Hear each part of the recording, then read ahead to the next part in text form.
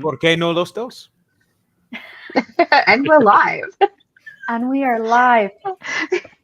Hello, everyone. My name is Rachel Kirk, and I am moderating this fabulous panel that is all about characters, how to get into their heads, what makes them tick, and the very lifeblood of a story, some would say. So I'm going to go around. Everyone is going to introduce themselves, give me a line or two about yourself, and maybe tell me what you are working on at the moment. Misty, shall we start with you? Hi, everyone. I'm Mystic or Misty Neptune. I write I Ran Away to Evil, which is a lit RPG rom-com that takes place in and around a dark enchanted forest that is a secret Otome isekai, in that one of the characters in the world is the Otome isekai, but none of the main characters of the story. They're just living their regular stories, and everything is going wrong. And by wrong, I mean right, because this Otome isekai is desperately trying to give everybody their own happily ever after. And I'm currently working on book 3 and the final book in the trilogy, but hopefully not in the world. Okay, that's fabulous. I adored I Ran Away to Evil, and I'm very excited to see what happens with Rufus and Brownie in the next book.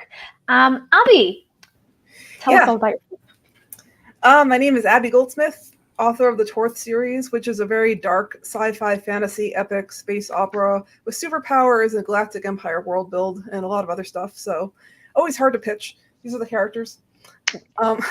You're I really love your books, but your world building especially is shit hot, Abby. I hope everyone's okay with cursing. By the way, I'm Irish. I'm okay. Our DNA. Fuck yeah. Yeah. I mean, my parents are New Yorkers. What are you gonna do? Yeah. I'm from Australia. You win. Yeah. Oh, we're a British mother and a German father.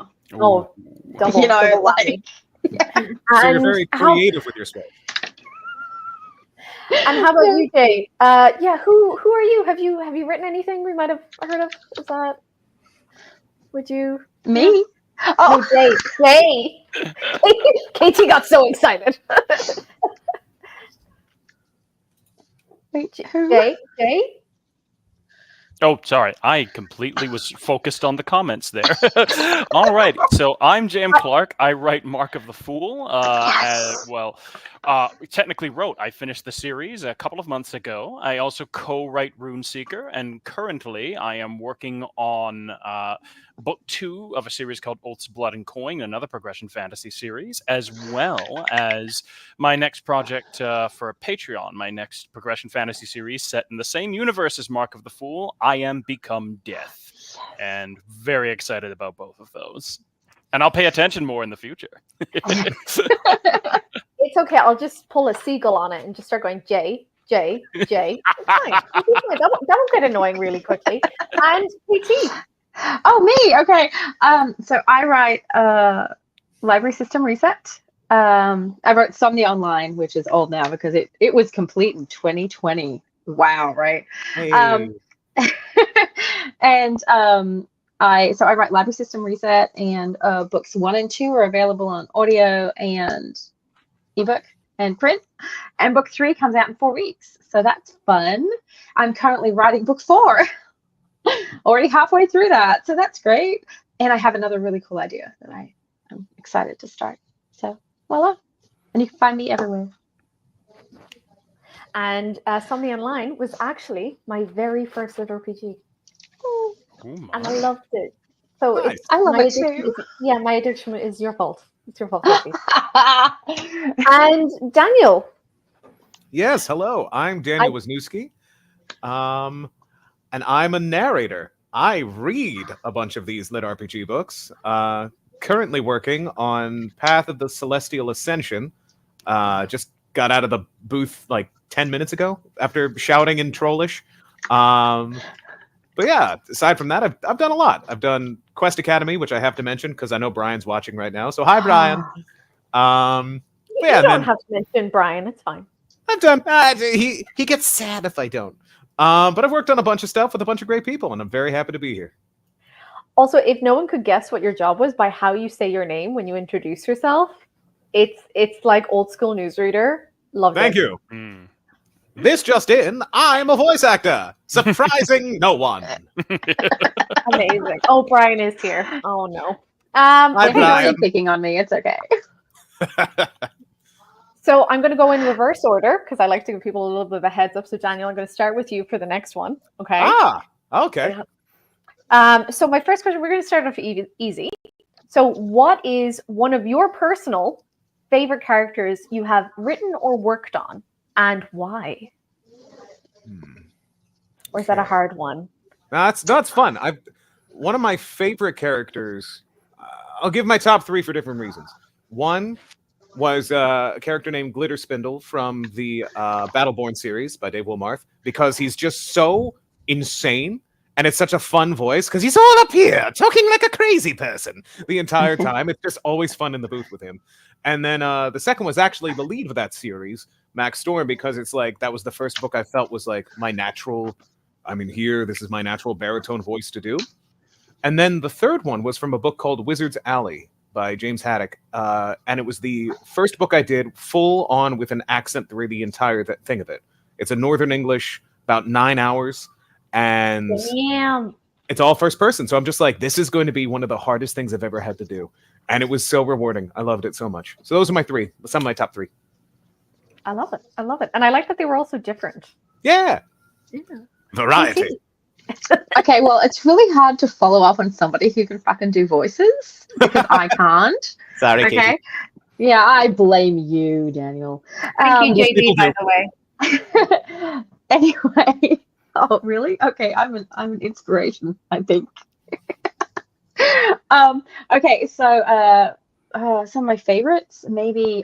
So in Somnia Online, there is an AI, a rogue AI, and he's actually a dragon character that transforms into the AI, and his name is Tevlar. And no, Telvar. Dude, see, and seriously, that's the amount of typos I did for Tevlar, because like the armor, isn't it like an armor? Yeah. Mm-hmm. But his name is Telvar, and he is awesome, and I absolutely did not expect to like him as much as I did. And in Library System Reset, there are 2 characters that were supposed to be little side, maybe couple of lines characters. They are not. One of them is Eric, who I based on Eric Ugland, who wrote The Good Guys. I didn't And know he's that. I love that. Yeah, he's like the perfect grump, except Eric's like 6'5", and he's an imp in the book. He's like a 2-foot tall imp, and he's a grumpy little shit. So kind of matches Eric. So. And the other character is Dottie, who is a talking bench, who just wasn't supposed to be one of my favorite characters and is. And I find myself inserting into scenes that she probably doesn't really belong in, but she's going to be in that scene because I like the character. So that's me. Jay? Oh my! Oh, how could you make me choose between my children? Let me see. I think I like to make you feel a bit of pain straight off the bat in a panel. Oh, you definitely are an author then. But either way, so I think for Runeseeker, one of my personal favorite characters is Yanali, mostly because he's just so much fun to make the butt of every joke. He really is, like, he's a powerful dude, but he's also the butt munch of the group, which is just absolutely amazing. And whenever... Can you say that phrase again? The butt munch of the group. I've never heard that. Yeah, like it's like from Beavis and Butthead type of thing. I'm showing my age now, but either way, so he was just like he's strong, but he also can be the butt of all these jokes. And whenever I write him or Carter writes him, it's great. As for Mark of the Fool, my favorite has to be Chancellor Balin. He is like. He is sort of like, in my mind, this love child of, like, what if I took Conan and Vandal Savage and aged them into being Dumbledore? And I have no idea how the hell I got away with that. Just none whatsoever. But he's just so much fun to write. Whenever I'm like, someone should say something badass, I'm like, okay, it's Balin. And there we go from there. But yeah, that's mine for Fool. I didn't see it until you explained it, and now I'm not gonna. That's all I'm gonna be able to see now. So thank you for that, Abby. Take it away. Yeah, I mean, for me, it's really hard to tell like which one of these guys I had the most fun with because there's like at least 5 or 6 contenders there. I'm gonna have to go with the super geniuses. So, a telepathic prophetic super genius is really fun to write because, you as the author just look like a genius because you know everything that's going on with the story. So do they. And so, I don't know. They can come across very deadpan. So Thomas is the main character, and he is a telepathic super genius. And so his reaction to things is just very much like, yeah, I knew that. And it's just kind of, very cynical. He acts like an old man, but he's like in a kid's body. So I don't know. I just have a lot of fun with the snark going on with them. And the snark is actually really, really good. It's very fun. How about you, Misty? So in I Ran Away to Evil Book 1, my favorite character to write was probably Gerda the Bridge Troll, who is a divorced bridge troll who's the first person the character meets when she arrives at the Dark Enchanted Forest. And every time you meet her, she's giving out riddles. And instead of like eating the main character, they go back to her troll house and have tea and bake cookies and scones and have like girl dates on the side. And then since book 2 has an almost entirely new cast of characters, I'll say that in book 2, my favorite character is Slake Drakeford, adventurer extraordinaire, who is a Grimmel cat. So he's actually an eldritch cat horror that is like winged and has horns. And how I know I write cozy fantasy, but it was definitely, I had a bunch of comments like, what is this eldritch horror doing in your fantasy? Because they are effectively demons that protect children by making deals with their souls. So they're really awesome. They're very powerful, and they run around, and there's very few of them. And Slake pops up a bunch because he's on like a mini quest. And yeah, it's I love writing him because he's so adorable and so terrifying. Yeah, I was about to say, it sounds it. Even though he is like an eldritch horror, he's just such a great guy, and everybody loves him, and he lets you pet him, and so we all forgive it because he's so fluffy. I was already excited for book 2. I'm now more excited for book 2, but there was a reason why I started with that as a question, because like based on the answers, like we've got everything from like super geniuses to eldritch horrors to like everything in between, right? Which is brilliant. So my next question is, when you're coming up with a character, what do you start with? So as in, is there like a line of dialogue, like there's like a particular way of speaking or an accent or like a vibe that you're like, oh, I would love to put this into a character? Or are you like, I've got this like super hyperactive character here, I need something to balance them out, whereas my grumpy protective dude or something? Like how do you, like where do you start when you're coming up with a character? I will go in reverse order this time. I'm very sorry, Misty. That means you're up first. Aha. Okay, so I would say that my style of character development is more whimsical in nature. The characters appear in the story as needed. So as an example for I Ran Away to Evil, it's encounters. So every situation is an encounter because it's based off of an Otome kind of style video game. So it's like, okay, what's the first encounter? A bridge troll. Okay, let's make a bridge troll who is delightful. Or it'll be, we're arriving at the palace. We need some guards. We need some maids. We need all of these things. And then from there, the conversation and the description start. So I'll start with a conversation between two people, and then I'll fill out what they look like, and then I'll forget to write that down and have to go back a billion times. So just like if you're here because you want to be a writer, just as soon as you make a character, copy and paste that that description that you just did into a folder, because you're gonna cry.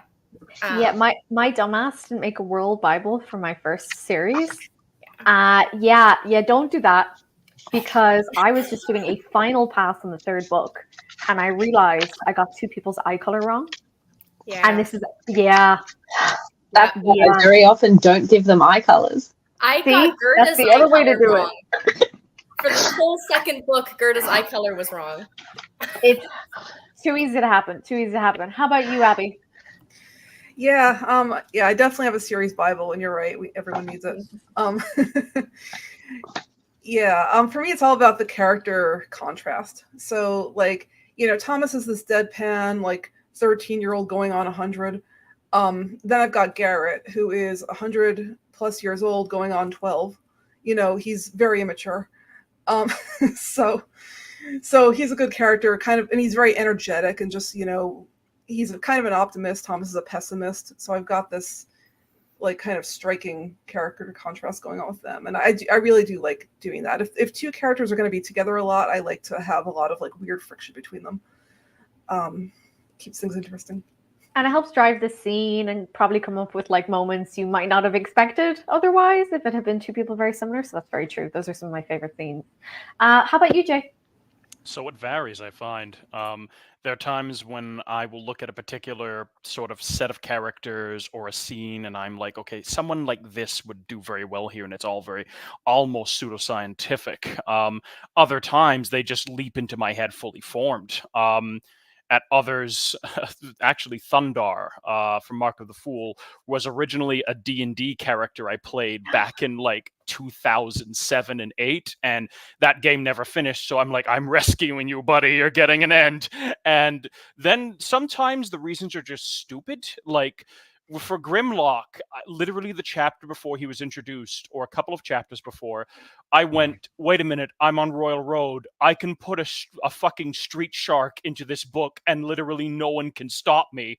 And bam, Grimlock. So it's one of the things I love about Lit RPG. I was saying this in the other panel I was in. It's like the batshit insane stuff that you would never get away in like trad publishing. It's like, yeah, you can do that here. If you want to come up with like a suicidal teddy bear that is like bakes cupcakes and like has sex with trees, you can do that in Lit RPG. And someone will probably love it. Like it's one of the things I love about it. How about you, Katie? Where do you start with characters?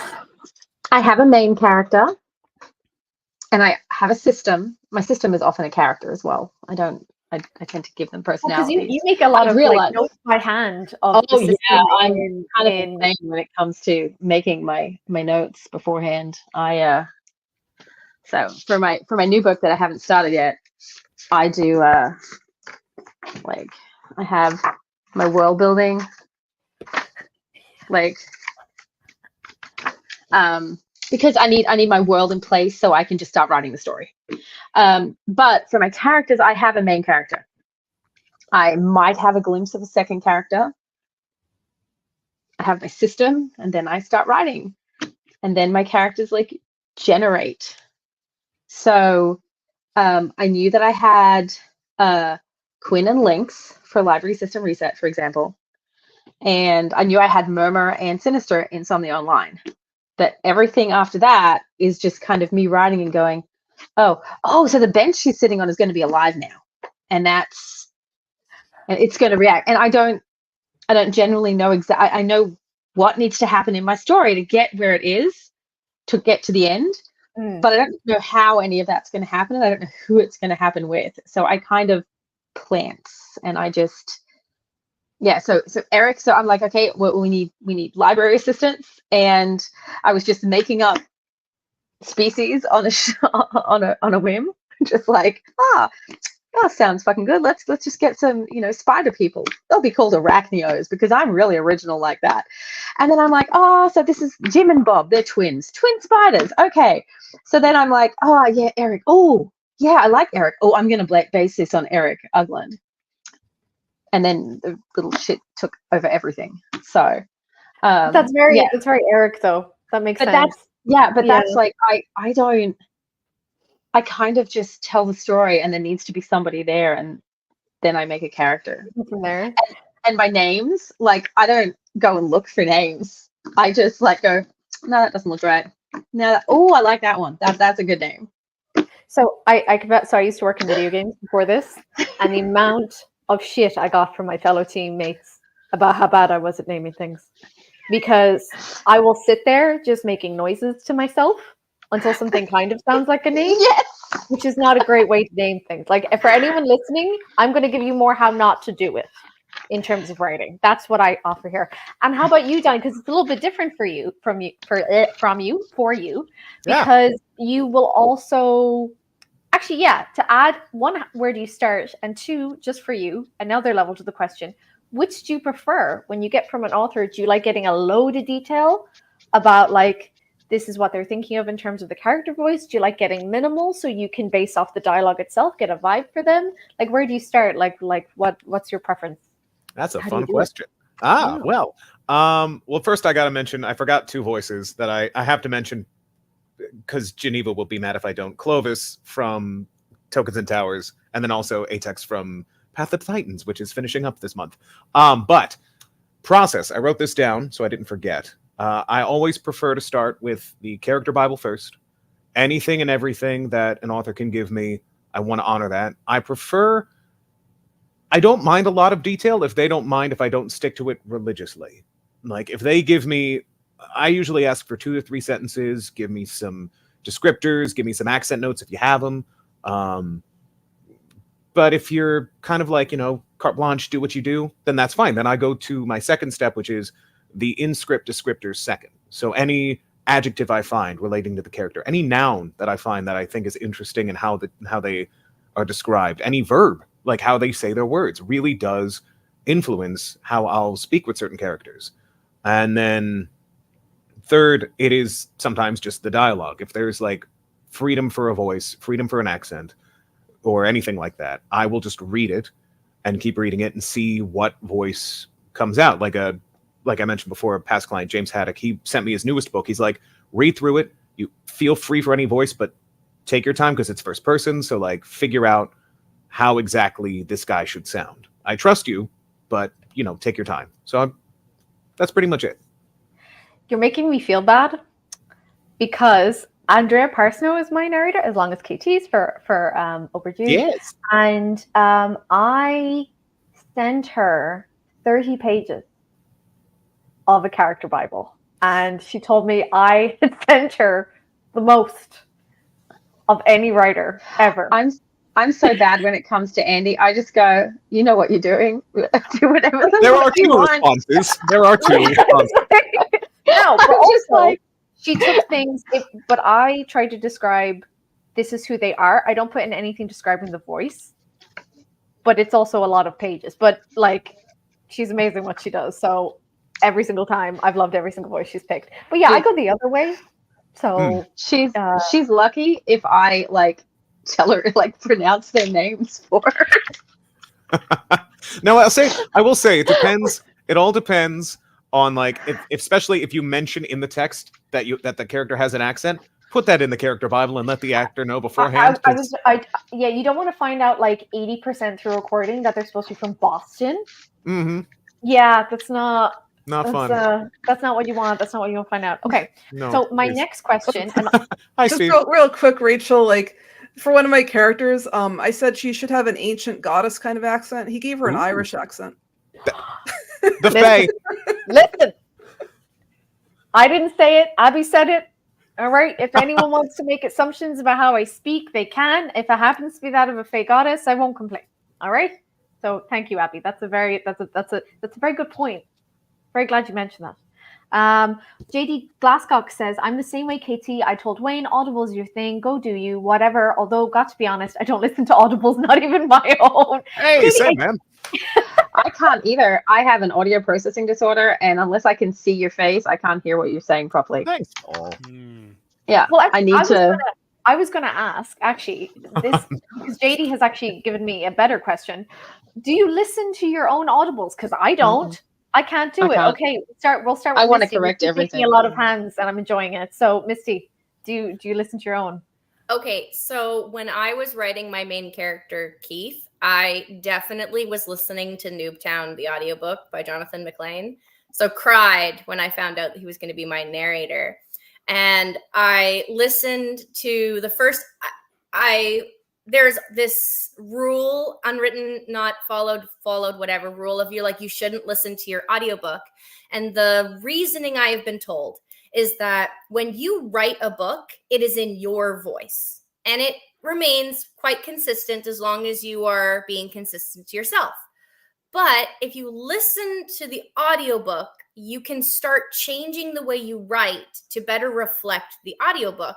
And so people who do not listen to the audiobook will notice that suddenly characters are sounding different or using different words or having different inflections. And so your actual writing changes to reflect the character you're listening to and not the character who you have in your writing. And that is the number one complaint I have heard from readers who tell me not to listen to my audiobook until the series is done. Luckily, I decided to listen to the first 10 chapters because I was already kind of envisioning the snarky Jonathan McLean when I was writing Keith. So I did listen to the first 10 chapters just because I really wanted to hear it. And because I now write full time, I can't read full time anymore because I used to read a paperback a day, and now I just listen to I read a paperback a day from about the age of 10 to the age of I got hit by a piece of construction that wasn't tied down and lost all my memories and switched to light novels and then read a light novel a day. So don't do that. Anyway, that's my story of why I listen, but I'm going to listen as soon as I'm done. And I just listen to a little bit of the chapters to give me infinite joy. Misty, I have so many questions, but if I asked all of them, the whole panel would just be about, sorry, could you go back to the 350 construction material, lost memory now? And then I love that your follow-up to that was, so now I read light novels.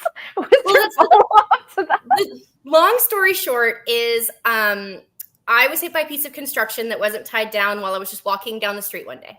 And I lost all my memories. I was bedridden for 8 months. I owned a medieval restaurant downtown in the capital city, but you can't run a restaurant from your bed. So I lost my business. I lost everything. My lawyer at the time took my case and then went on a 6-month sabbatical. And so I got almost nothing for anything. But the worst part was none of that. I was a professional harpist on the side, and I lost all music. I lost the ability to read. I lost the English language. I lost every person I'd ever met. I had to go re-meet my family for a couple times because I have no short-term, no long-term. But when I learned how to read again, I was like, I just miss reading and I need to read. So I started for about 4 months, I read educational stuff because I had no history, I had nothing. But then I was ready to start reading fantasy again. And I went to the library and I looked around for something interesting, and I took out 10 books, and I picked up a book and started reading it and remembered the ending. And then I picked up the next book and I started reading it and I remembered the ending. And it was this heart-wrenching feeling of anxiety going into the next book because all I wanted was to read a good book. And my husband looks at me and he goes, I am reading these amazing light novels. I'm reading Legendary Moonlight Sculptor and Panlong and all of the OG stuff from Royal Road. I can guarantee you have not read this because it wasn't in English yesterday. Not that I could read English yesterday, but that's fine. So I got into light novels, and then I have my novel updates has 726 since then. So that's 7 years, about 100 light novels a year, not including my Royal Road books as well. But then as soon as I started reading, I switched to audiobook. Anyway, that's why. So Abby, do you listen to your own audiobook? Sorry, that was the question that started this amazing journey. Misty, I'm sorry for laughing. I'm no, sorry. that was great because you set me off as well, Daniel. It was actually perfect. That was very funny. Yeah, I just love the song. Yeah, that was Misty. That was amazing, and we should grab a drink sometime because that was. I love how casually you dropped that into the conversation. Abby, do you listen to your own audiobooks? Yeah, I mean, so John Doe has a good point about like listening before they come out to correct mistakes. So I'm with Podium, and I have noticed, yeah, there's been a few mistakes in the audiobooks, just tiny little ones. Um, However, no, I don't listen to them. Something about it, just like, so my husband has been listening to them, and he tells me, but he hasn't been marking down the mistakes. He's just like, "Oh, I'm enjoying it. It's really good," and I'm like, "No, no, no. Can you write down the timestamps?" Um, so I'm gonna have to go through, I think, and listen more carefully. But I do love audiobooks. I do listen to about probably like 60 per year. But for some reason my own, it just feels a little like I just know everything that's gonna happen. I know every line, so I'm just like, it just feels a little weird. Yeah, I listen to them because Andrea does them live. So I listen to cool. them while it's live. So if and it's also because like if there's a question or something, so I'm right there and I can answer it straight away. But it's also because I'm mainly just sitting there fangirling. Like she could be like reading a dictionary and I'd be fangirling. So it's that's mainly why, if I'm honest. How about you, Jay? So sometimes I get a little self-conscious about my prose, and I remember turning on book one of Mark of the Fool by Travis and hearing just what an incredible job he was doing, but then listening to the words that I wrote that I gave for him to read and immediately falling on the ground writhing in agony for the entirety of the time I was listening to it. So I'm like, yeah, no, I'll come back to this later. So I've been, the answer is I've been too chicken shit to listen to the rest of it No! to this point. I do want to, but yeah, while I was in the reads of the series itself, I just didn't have the spine to do it. And a thing too is that another reason is that I kind of had a philosophy with Mark of the Fool where it was sort of eyes always forward, and I figure if I look back too long, I'm going to start convincing myself to go into editing hell, and then everything's going to fall apart. So now that that's past me, though, I will be. Now that that's past me, though, I am definitely going to see the wonderful job that Travis has done because people keep raving about it, and I want to be in on it. So, So obviously, when you're a writer, I think self-esteem and kind of imposter syndrome is something you have to fight against constantly. But the fact that you could listen to even part of your first book and get frustrated by the prose, that actually means you have improved tremendously. oh, thank you. Yeah, that is true. And it's sort of funny because I listened to Runeseeker, which is a co-write, and the entire time I'm like, oh, Carter's such a good writer. Yeah, I but don't that's know, why. everything's great. You see, that's the thing. So a little bit of self-belief, man.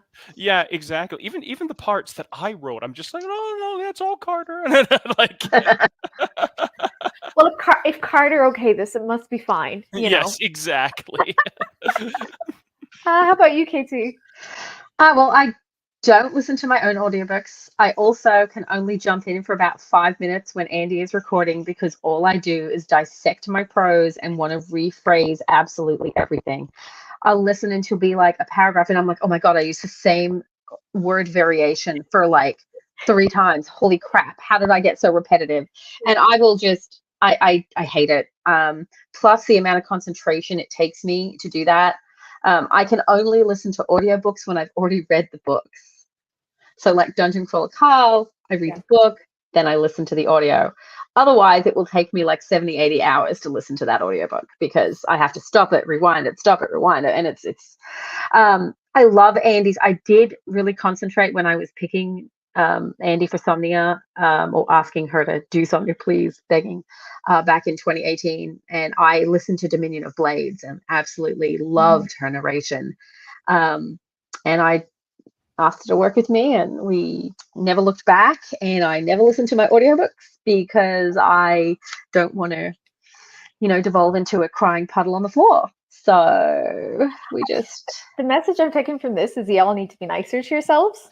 Like that's what I'm taking from. I don't know what you're taking from, but that's what I'm taking from it. Daniel, how about you? Speaking of someone who needs to be nicer to himself, I was about to say, I have a feeling. a little different.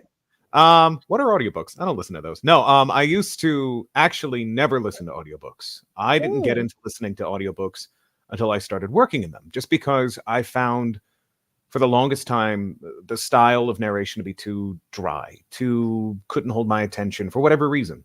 And then when I discovered Lit RPG and found a whole new host of narrators who really, it's more voice acting than narration. It's like, it's like a singer who can act versus an actor who can sing. It's like I'd rather have the actor. I'd rather have the emotion. I want to feel, and I want you to make me feel this story. If I wanted to just hear it read, I would have listened to like the text to speech or something like that. But I forced myself, honestly, to listen to not only just a lot of great books out there, just to get into the habit of listening to audiobooks, and found that I really, really love them. But I forced myself to listen to myself because I came from a theater background. And theater, you see nothing. It's just all outward. You can only be judged by your peers. And I had to really get used to the sound of my own voice. And I really had to listen from an academic standpoint, because when I got into the business, actually, just over 5 years ago, just celebrated that anniversary recently. I knew nothing.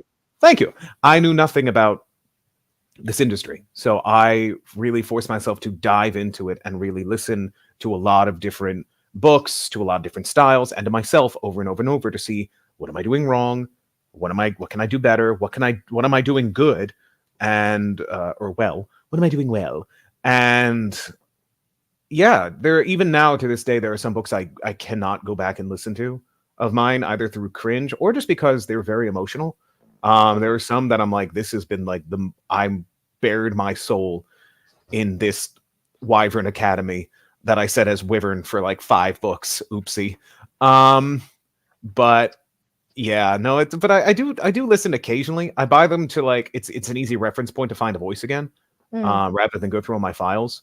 And yeah, no, it depends. I'd rather, I don't mind listening to mine. I'd rather listen to other people's. I must say it's funny. I love that you mentioned kind of like, especially in the lit RPG sphere, that the voice acting is actually closer. The narration is closer to voice acting, because I'm exactly the same as you. I was not into audiobooks until I got into lit RPG, and I'm like, they do, but I'm ruined now, because if I listen to something, I'm like, what, you don't do different voices? You don't do accents? This is actually, I think, there are 2 points to that. One, I think actually that it's because of that style of performance that we need to lean into, because I think it's the best way to fight against AI audiobooks and AI narration. Because if there's one thing it can't do, it can't emote. No matter how well you train it, you can't predict what this voice is going to do. I can't even predict what this voice is going to do. But the more emotional and the more invested you get into it and make it more of like an audio drama, you might lose some people a little bit, but you'll get them back eventually if you're consistent with your quality and your care. 100%. 100%. Okay, what was my next question? Oh, yes. So we've actually only covered one of the topics in the panel so far. My bad, but you are all far too interesting to talk to. So really, it's your fault and not mine. So how hard is it? So one of the topics of this is like getting into a character's headspace, and either, some of our characters can be like really charming and fun headspaces to be in. They can be very relaxing, and some of them, particularly if they're very villainous or violent or cruel people, they can be very uncomfortable headspaces to get into. So how easy or difficult is it for you to get into a headspace? And is there anything you have to do to kind of get out of it? Or is it just like, I put down my pen, I close my laptop, and I'm good? Let's switch up the order a little bit. I might start with you, Abby. Is that all right? Oh, yeah, sure. Yeah, I mean, for me, for whatever reason, the villains are the most fun to write. I don't know. Like, I could be, I'm kind of evil on the inside.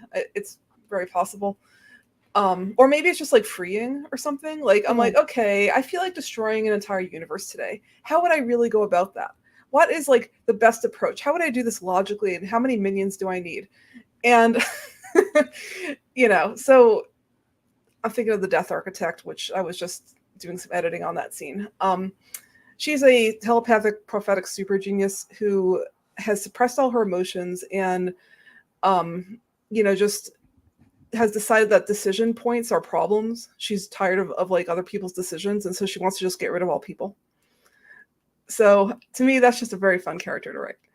I really like that you described the evil ones as freeing, because it's not something you would be able to do or say in real life. So that's actually, I really like that as a way of thinking, that it's actually easier in a way because you get to express things in a way you normally wouldn't.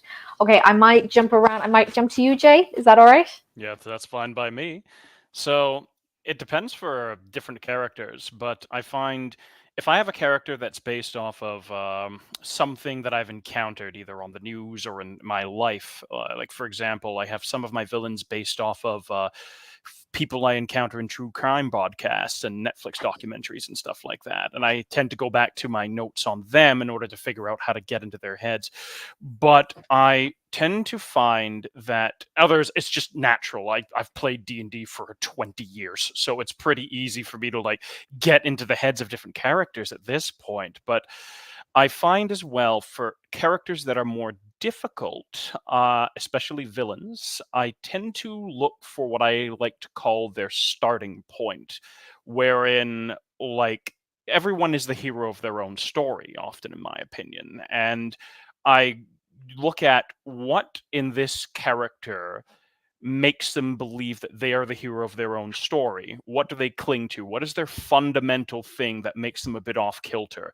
I bury myself in that, and then I go through the scene, which I find is helpful. It's I don't want to give any spoilers, but one of the villainous themes in Mark of the Fool is a corruption of interpretation of faith, and going into how a certain character came to that particular faith, that particular religion, how they interpreted it, and then what they would do based on how that drives them, pretty much lets them just write the scenes themselves. So that tends to be one of my processes. And is it easy or difficult to get out of that headspace and kind of come back to reality afterwards?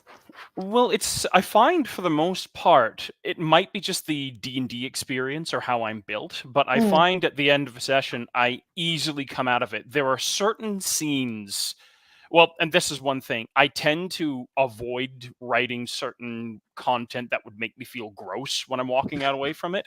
So it makes it easier to disengage. If I forced myself to do something like absolutely abhorrent, then maybe it would be more difficult. I can't really say that yet. Please don't force yourself to do anything important. Okay. Right? I'll take that under advisement. Yeah, even though writing makes us want to put our heads through the laptop sometimes, at the end of the day, we do love this. This is why we're doing this. How about you, Katie? How easy or difficult is it to get into a mind's headspace, et cetera, et cetera? Thank you very much for repeating that, because it's because we jumped around a bunch and I could see you. I was just like, I'm just going to remind her. And my brain's like going, I can't remember what the question is I was about to ask you. Okay, so notes again.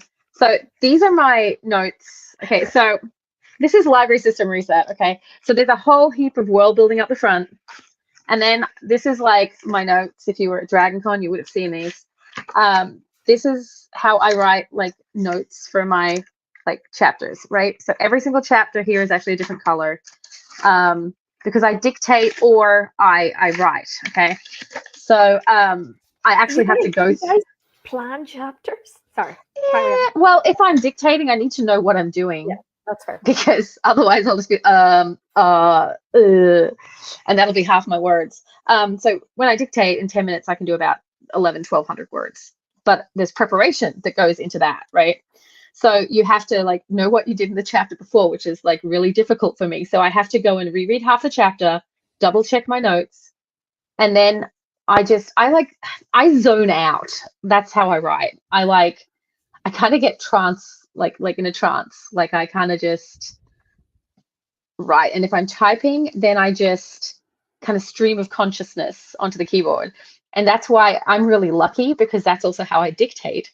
So the difference between my dictation and my writing is nothing, because I'm literally just stream of consciousnessing, whatever, when I dictate as well. So I just need to know where I was to be able to get into all of my characters' heads again. And I differentiate them by like, Quinn is very logical. She's very straightforward. She doesn't like bullshit. She doesn't like to be kept in the dark. She's kind of blunt. Then I've got Narrowlin, who Dictation hates and calls her everything but Narrowlin. But her, for example, I wanted her to be kind of hoity-toity, you know, like kind of like stuck up, kind of like I am better than you. I am better than everyone. And as she progresses because you clearly have like keywords for all of them, and I can already see you, like your body language change, even as you were describing. Yeah. So that's pretty interesting. And it's obviously something easy for you to slip in and out of, yeah. And then Dottie is like this exuberance, like this total, always over the top, kind of Mrs. Potts, like literally Mrs. Potts from frickin' Beauty and the Beast, right? But a little more energetic. So I just have these kind of like flags, and Malachi is very kind of laid back, snarky, kind of, you know, but he knows he's freaking good at what he does. So I just like these characters are so alive to me and so in my head because they never fucking shut up, that it's not hard for me to get into them once I've oriented myself, like where I am in the story. That's the most difficult thing for me, is to go, okay, what did I write yesterday? And then I have to like refresh my memory and be like, oh yeah, we're doing this. So I like how everyone has been very different. That's very cool. Yeah. And I'm sure you'll be different again. Dan the man? No, does that work? No, we'll go back to Daniel. Carry on. Aha! That worked for me. So I'd say it depends on if I had my coffee and my bourbon that morning. I'm kidding. That's important. I don't drink coffee. But no. I would say to get into headspace, I very much am along the mind of I don't do a lot of heavy prep before I dive in. I prefer to like float down the stream of consciousness myself with the script as my guide and my imagination at the helm and my pride at the door. I feel like it is my job and my duty as a performer of this to just honor the text, whatever it is, however it needs to be written. I leave myself out of it. I do not want to be other than what I'm known for in how I describe, which is to say that like I try to dive in, I try to like be a chameleon in the story, but it's not about me. It's truly not. And because of that, sometimes it is hard to get out of it. There have been some chapters that I've had that have been especially emotionally difficult because it has to come from somewhere, you know, from me, in me, to be authentic. And a lot of the books I do, it's a lot of war, it's a lot of death, it's a lot of loss of family, a loss of loved ones. There's a lot of it in fantasy and, you know, sci-fi and all that other stuff. So to have to drag that up and be like, well, I guess I'm weeping on a Tuesday. You know, it's kind of hard to bounce back from that, but I'm very thankful for those days when it's hard to come out of it, because then it means that I did it, maybe not right, but I did it in a way that honored what the author trusted me with. So. And that's really interesting, because I never thought of that you would have to put so much of yourself into it, but also leave yourself at the door. There's a really interesting paradoxical way of thinking to that, but it's very true. I've heard. Go on. Sorry. I was just going to say, I heard one of my one of my authors jokingly described it as being a parrot. I describe it as being a bowl. You are filled with something, but you are still the vessel. It's like you are the one that carries it, but you are not what is inside. You know what I mean? That's a beautiful way of putting it. Thanks. I really, really like that. Also, I'm highly amused. What's going on in the private chat right now? Katie is desperately trying to figure out where she's heard Daniel before. And Misty is hopping in. So we'll see if we have the answer by the end of the panel. And finally to you, Misty, kind of how easy, difficult is it to get into the headspace? And can you just close the laptop, put down the pen, and you're like good and out of it? Or, you know, how do you get through it? I'm really good at like putting down the pen and walking away, unless I'm in like I need to write, but it's not like I need to write this voice. What I will say is that my writing is usually I sit down, I read the last chapter, I write the next chapter. I always write in order. I try never to edit, and if I do the previous chapter edits, it's like 3 sentences. I'm allowed 3 sentences to edit. Better make them worth it. And but I will say that one of the things I decided I was going to embrace for a cozy fantasy is real people all of the time. So what I would do is every single character was not like there is the colloquial, as we said earlier, like you are the hero in your own story. But going further than that, which is like you're just a person. And so when she comes up to a bunch of guards, they're talking about their kids. They're doing something. Or this one time, it's a romance novel. So the male lead is about to reveal to the female lead that he loves her and he wants to be with her. And they have this huge tense moment. And her friend walks in, interrupting the entire conversation, super interruption trope, right? And she looks at them and she's like, you know what? I'm a grown-ass woman. I can wait 5 minutes. You guys should just go finish your conversation. And she walks enjoyed out. that scene. I And go they brownie. finish their conversation. And so the idea is every single interaction isn't just person A says something to further the story. They'll go on tangents where they're talking and someone will be like, don't tell my wife. Like, your wife's already good. Susan's going to know, Steve. She's going to know. She's gonna know. Right?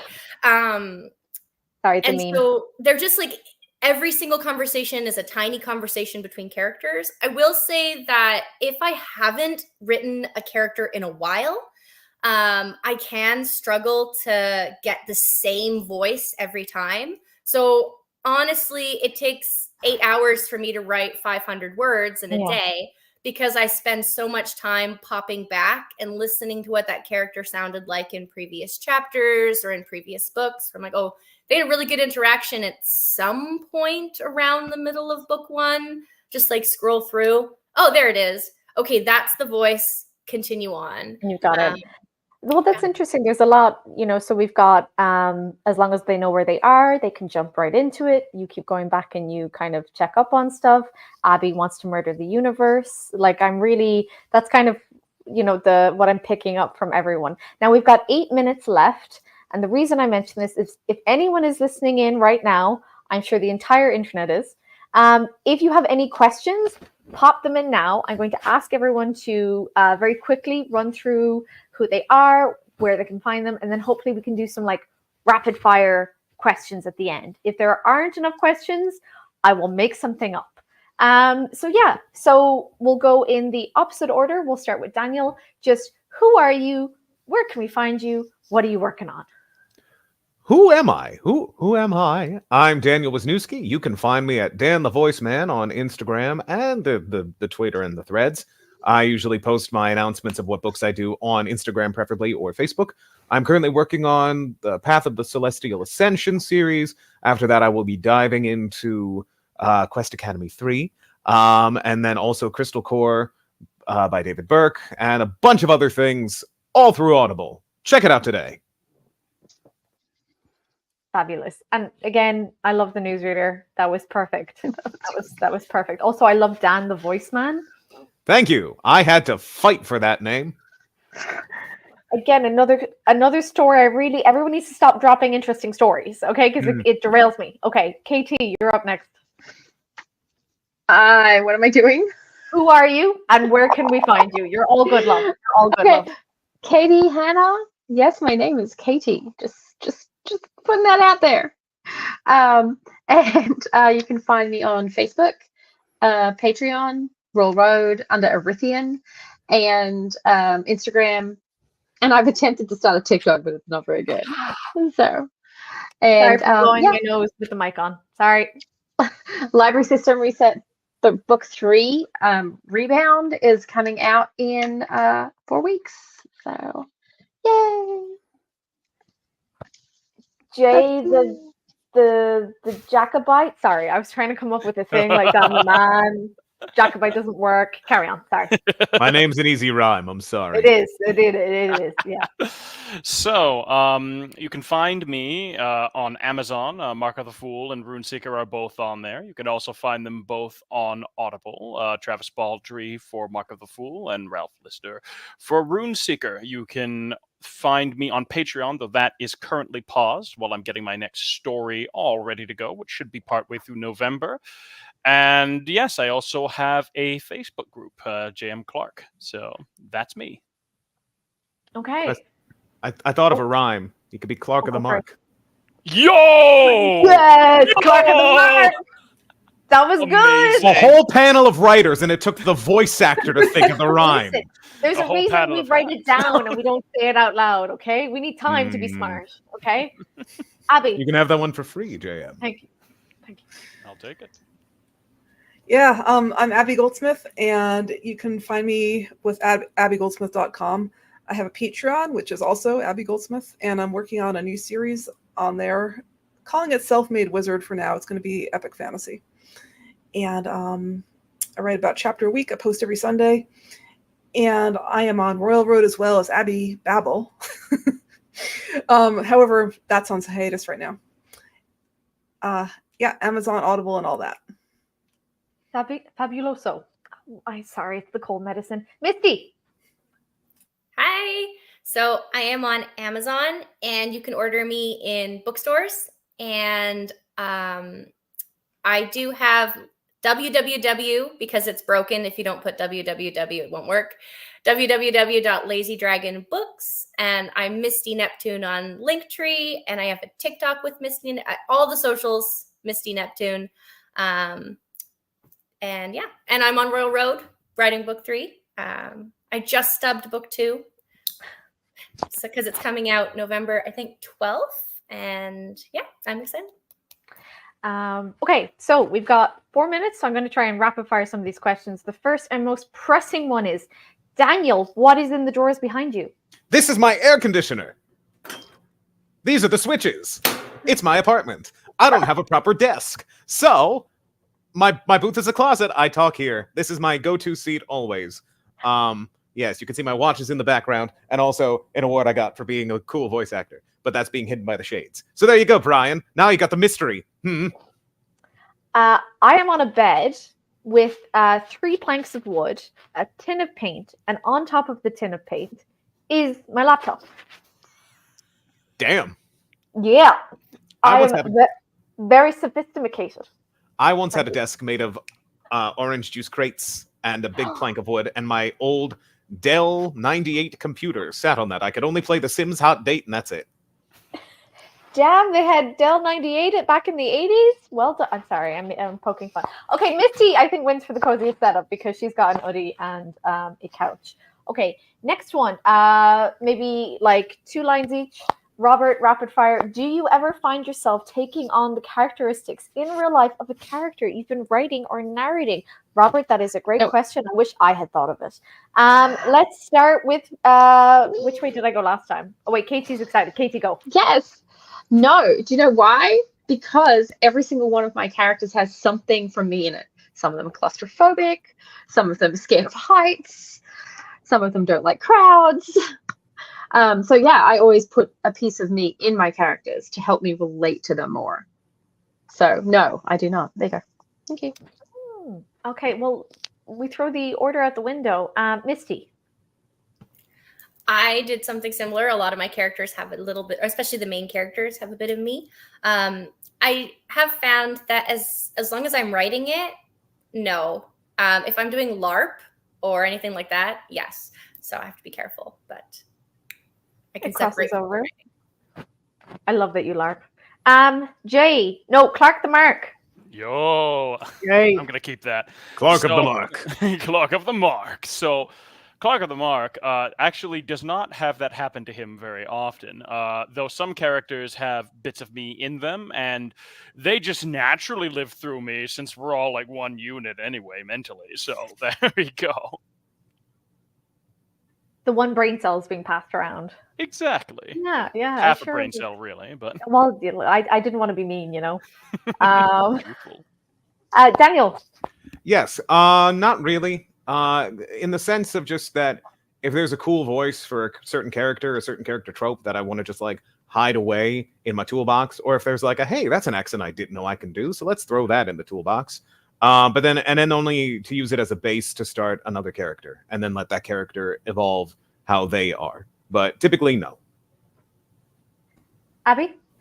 Yeah, I mean, much like KT, there's myself is in all my characters, but yeah, sometimes if I wrote a really confident character, like destroying a city or something, afterwards I might kind of feel a lot more confident during the rest of the day.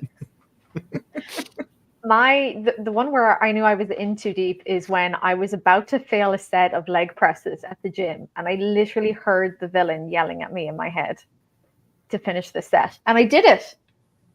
But that's when I knew I was in too deep, as the Sum 41 song went. Okay, that is time. I believe we are bang on, if that's okay, Geneva. I've never ended a panel before. Geneva? Okay, so we're just going to smile and wave now. To the end of the panel. That was all planned. Thank you so much, everyone, for joining in. And thank you to the fabulous authors. Yay! Bye. Bye all. Bye-bye. Just gotta keep waving. Just keep waving. Just gotta, My wrist is getting